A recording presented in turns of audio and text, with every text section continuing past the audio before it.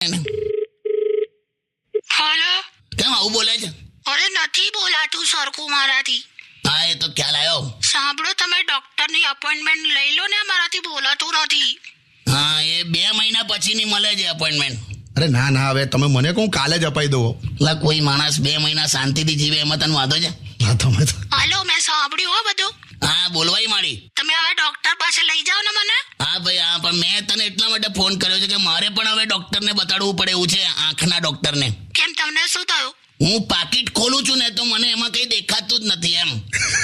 એ તો મેં લીધા છે, હવે મારે કામ હતું. તને કામ પડ્યા જ કરે છે રોજ. અને મને કહેતો ખરી કે તે કાઢ લીધા પૈસા. એમાં કહેવાનું શું, આઈ એમ યોર વાઇફ. તમને ના ખબર હોય એવું? તમે છે ને ખાલી અત્યારે ડોક્ટરની અપોઇન્ટમેન્ટ લો મને, અને એમાં પાછી મને શરદી થઈ છે, નાક બંધ થઈ ગયું છે. શરદીને લીધે નાક બંધ થઈ ગયું? આ શરદીની અસર એના જીભ પર કેમ નહીં થતી? કાકા તમે એ બધું સાંભળે છે. તમે ટાઈમ પાસ ના કરો.